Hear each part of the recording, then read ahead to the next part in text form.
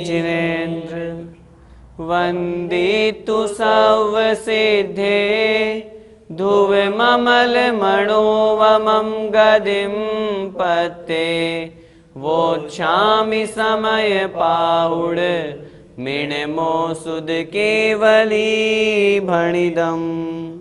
पंच परमेष्ठी भगवान की जय हो। पिछली ज्ञानशाला की कक्षा में हमने कर्तृकर्म महाधिकार की गाथाओं के अंतर्गत समझा था कि जो नए पक्ष को ग्रहण नहीं करता है वास्तव में वही मुनि महाराज शुद्धोपयोगी समय सार को, वास्तविक समय सार को जान पाते हैं। कर्तृकर्म महाधिकार की यह अंतिम गाथा है, गाथा क्रमांक 151। आइए हम इसे देखते हैं। इसमें आचार्य भगवान यह कह रहे हैं कि जो नए पक्ष से रहित होता है वास्तव में वही समय सार है और वही सम्यक दर्शन ज्ञान है। सम्मदंसणाणं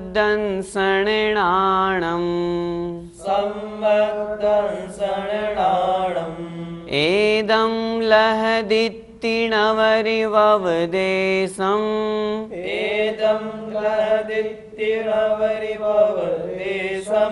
सवर्णय पखरहिदो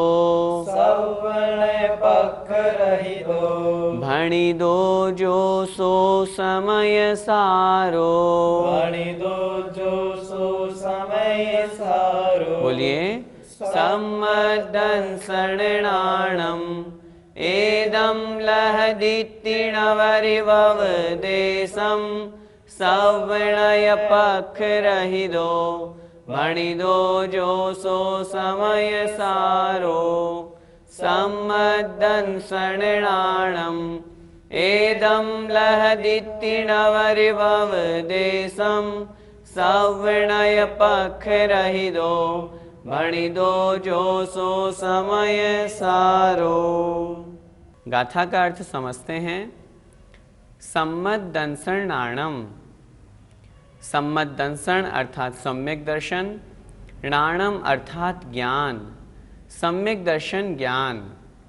एदम यह ही, लहदित्ति लहदी इत्ति प्राप्त करता है अर्थात पाता है, इति इस प्रकार, णवरी केवल, ववदेशम नाम को। क्या तात्पर्य है? नीचे की दोनों पंक्तियों से हमें यह ऊपर की दोनों पंक्तियां समझ में आएगी। यहाँ यह कहना चाह रहे हैं आचार्य भगवान कि वह जो समय सार है, वह जो आत्मा में लीनता है, शुद्धोपयोग है, वास्तव में वही एकमात्र केवल सम्यक दर्शन ज्ञान को नाम प्राप्त करता है। अर्थात सम्यक दर्शन ज्ञान अलग नहीं है। इसीलिए तीसरी पंक्ति में कह रहे हैं सवर्णय पक्ष रहिदो। सव अर्थात समस्त, सभी, नय पक्ष नय पक्ष से, रहिदो अर्थात रहित, सभी प्रकार के नए पक्ष से रहित।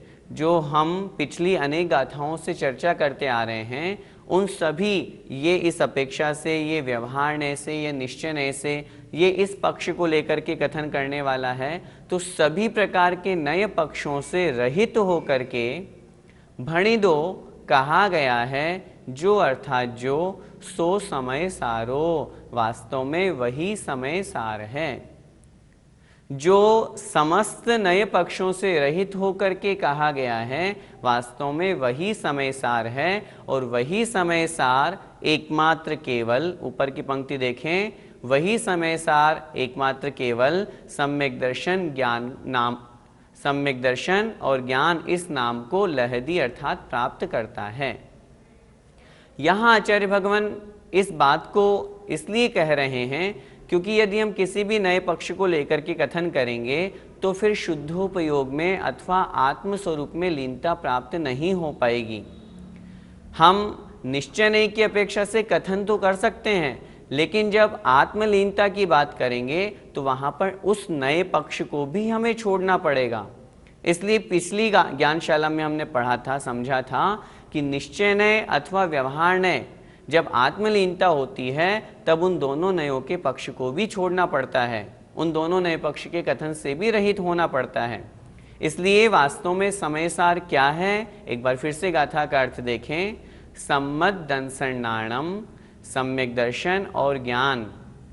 एदम यह ही लहदित्ति प्राप्त करता है नवरी अर्थात केवल ववदेशम नाम को। क्या मतलब हुआ? सम्यक दर्शन और ज्ञान केवल इस नाम को वह ही प्राप्त करता है। वह ही कौन प्राप्त करता है? जो नीचे की दोनों पंक्ति में कह रहे हैं, जो सवर्णय पक्ष रहितो, सभी नयों के पक्ष से रहित होकर के भणि दो जो कहा जाता है, वास्तव में सो समय सारो, वही समय सार। वही समय सार जो सभी प्रकार के नए पक्षों से रहित होकर के कहा जाता है, वही समय सार, वही आत्मलीनता वास्तव में एकमात्र केवल सम्यक दर्शन ज्ञान इस नाम को प्राप्त करता है। सम्यक दर्शन और ज्ञान और चारित्र जब व्यवहारने की अपेक्षा से कथन करते हैं तो तीनों भेद रूप में हैं, लेकिन जब निश्चयने की बात करते हैं तो ये तीनों अभेद रूप में हैं। शुद्धोपयोग कहें अथवा परम समाधि कहें अथवा आत्मलीनता कहें अथवा स्वसंवेदन, ये सब एकार्थवाची हैं और ये तभी बन सकते हैं जब तीनों अभेद हों, सम्यक दर्शन, सम्यक ज्ञान और सम्यक चारित्र। आचार्यों ने शास्त्रों में स्पष्ट लिखा है, अध्यात्म ग्रंथों में लिखा है, सम्यक दर्शन अर्थात वास्तव में निश्चय सम्यक दर्शन किसे कहते हैं? पर द्रव्यंते भिन्न आप में रुचि सम्यक्त्व भला है, आप रूप को जान पनोसो सम्यक ज्ञान कला है। अर्थात पर द्रव्यों से आत्मा को भिन्न जाना वास्तव में यही निश्चय सम्यक दर्शन है। जो श्रद्धान किया, जो रुचि की, वो निश्चय सम्यक दर्शन। जो पर द्रव्यों से आत्मा को भिन्न जाना, ज्ञान किया, वह निश्चय सम्यक ज्ञान। और जब आप रूप में लीन भये थिर सम्यक चारित्र सोई, अर्थात जब उसी आत्म स्वरूप में लीन हो जाते हैं तो वही सम्यक चारित्र है। इसीलिए आचार्य महाराज कह रहे हैं, यहाँ जो समय सार की बात करी वास्तव में वही समय सार है। समय सार, समय अर्थात आत्मा का सार, आत्मलीनता, आत्मलीनता हो गई चारित्र रूप में और वही बहिरंग में सम्यक दर्शन ज्ञान रूप से जाना जाता है, अर्थात तीनों की अभिन्न एकता। गाथा का भावार्थ देखें। जो समस्त नए पक्ष से रहित कहा है वह समय सार है। यह समय सार ही केवल सम्यक दर्शन ज्ञान इस नाम को पाता है, अर्थात समय सार ही सम्यक दर्शन और सम्यक ज्ञान है। इसके अलावा और कोई सम्यक दर्शन सम्यक ज्ञान नहीं है। आत्मा में लीन हुए, आत्म रूप में स्थिर हुए, उसी का नाम दर्शन और ज्ञान है। आइए इस गाथा का हम पद्यानुवाद देखते हैं। संसार में समय सार सुधा सुधारा, लेता प्रमाण नय का न कभी सहारा, होता वही द्रगमयी व्रत बोध धाम, मेरे उसे विनय शत शत प्रणाम। कर्तृकर्म महाधिकार के पश्चात अब हम पुण्य पापाधिकार प्रारंभ कर रहे हैं। गाथा क्रमांक 152 से यह प्रारंभ है। निश्चय की दृष्टि से तो सभी पुद्गल एक समान हैं, सभी कर्म एक समान हैं, लेकिन व्यवहारने की दृष्टि से उन कर्मों में दो भेद हो जाते हैं, पुण्य कर्म, पाप कर्म। इस अधिकार को भी हमें अच्छी तरह से समझना है। बहुत से लोगों की इस विषय में गलत मान्यता है, गलत धारणा बनी हुई है कि पुण्य और पाप तो समान ही है। हम इस अधिकार में समझेंगे आचार्य भगवान की कैसी दृष्टि है, किस अपेक्षा से किन के लिए इन्होंने समान कहा है, किन की अपेक्षा से दोनों में अंतर बताया है। हम गृहस्थ हैं, हमारे लिए क्या दोनों समान हैं, क्या दोनों हेय है, इस बात को हम अगली गाथा में देखते हैं। कम्मम सुहम कुशीलम, कम्मम सुहम कुशीलम, सुह कम्मम चाविजानः सुशीलम, सुह कम्मम चाविजानः सुशीलम, किहतम होदि सुशीलम, किहतम होदि सुशीलम, जम संसारम पवेसेदि, जम संसारम पवेसेदि, कम्मम सुहम कुशीलम, सुह कम्मम चाविजानः सुशीलम, किहतं होदि सुशीलं जं संसारं पवेसेदि कं मम सुहं कुशीलं सुहकं मम चाविजानः सुशीलं किहतं होदि सुशीलं जं संसारं पवेसेदि। गाथा का अर्थ देखें। कम्मम सुहम कुशीलम, कम्मम असुहम, कम्मम अर्थात कर्म कौन से, असुहम अर्थात अशुभ, कुशीलम अर्थात कुशील है, बुरे हैं, अर्थात अशुभ कर्म बुरे हैं, सुहकम्मम जो शुभ कर्म है, चावी अर्थात और, जान है तुम जानते हो, सुशीलम अर्थात सुशील अर्थात अच्छे।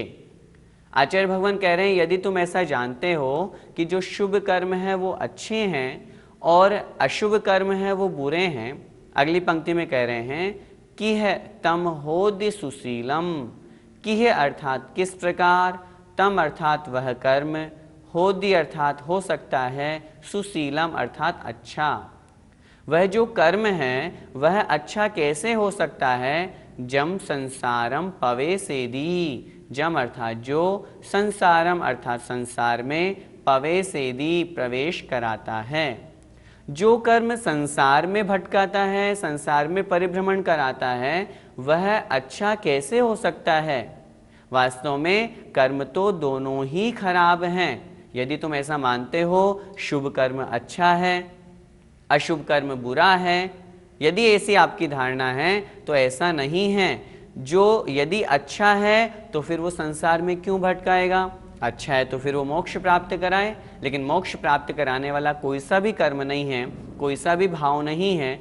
यहाँ अशुभ भाव और शुभ भाव की बात चल रही है, इसलिए निश्चय की दृष्टि से आचार्य भगवान यह कथन कर रहे हैं और कह रहे हैं कि जो यदि तुम ऐसा मानते हो, गाथा का अर्थ फिर से देखें कि यदि शुभ कर्म अर्थात असुहम कम्मम कुशीलम अर्थात अशुभ कर्म, कुशील अर्थात बुरा है, सुहकम्मम जो शुभ कर्म है उसे यदि तुम सुशीलम जान है अर्थात अच्छा जानते हो, अच्छा मानते हो, तो वह जो सुशीलम अर्थात सुशील अर्थात अच्छा, किम कह कैसे हो सकता है, जम संसारम पवेसेदी जो संसार में प्रवेश कराता है। जो संसार में प्रवेश कराए, शुभ कर्म भी तो संसार में ही भटकाता है, शुभ भाव भी तो संसार में ही परिभ्रमण कराते हैं, तो फिर वह जो शुभ कर्म हैं वो अच्छे कैसे हो सकते हैं, ये बात यहाँ पर कह रहे हैं। गाथा का भावार्थ देखें। अशुभ कर्म कुशील अर्थात बुरा है और शुभ कर्म सुशील अर्थात अच्छा है, ऐसा तुम जानते हो, किंतु जो कर्म जीव को संसार में प्रवेश कराता है वह किस प्रकार सुशील अर्थात अच्छा हो सकता है, अर्थात वह अच्छा नहीं हो सकता। पंडित जी, पुण्य और पाप इन दोनों में भेद क्यों नहीं है? दोनों में भेद इस अपेक्षा से नहीं कहा गया है क्योंकि चाहे शुभ परिणाम हो चाहे अशुभ परिणाम हो, निश्चय की दृष्टि से दोनों अशुद्ध ही परिणाम हैं। चार अपेक्षा से हम चर्चा करते हैं। बंध दोनों का जो होता है संसार में परिभ्रमण रूप से होता है। आश्रय जो है, इन दोनों का आश्रय कर्म बंध के निमित्त से होता है, अर्थात जब शुभ कर्म का बंध होता है परिणाम कैसे, शुभ है पुण्यस्य अशुभ है पापस्य, अर्थात शुभ परिणाम पुण्य का, अशुभ परिणाम पाप का, लेकिन परिणाम तो दोनों ही निश्चय की दृष्टि से अशुद्ध है, इसलिए आश्रय भी दोनों का कर्म बंध रूप में ही है। स्वभाव कैसा है दोनों का, दोनों स्वभाव दुख रूप ही है।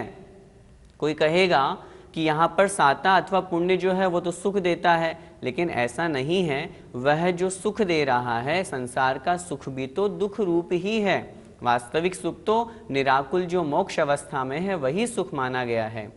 तो इस अपेक्षा से जो अनुभव है, अनुभव की अपेक्षा से देखें तो सुख और दुख का अनुभव भी तो संसारी जीव आत्मा ही करता है।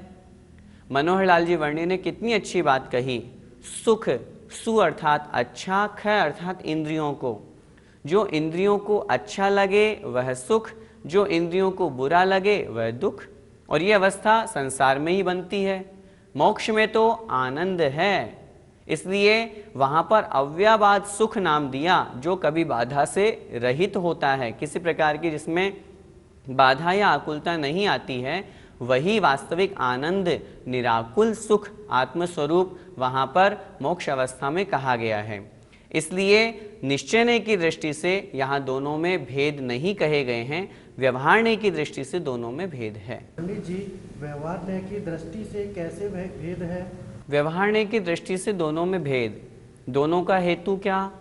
जब पुण्य की बात करेंगे तो उसका हेतु शुभ परिणाम है, जब पाप की बात करेंगे तो उसका हेतु अशुभ परिणाम है, इसलिए दोनों में भेद है।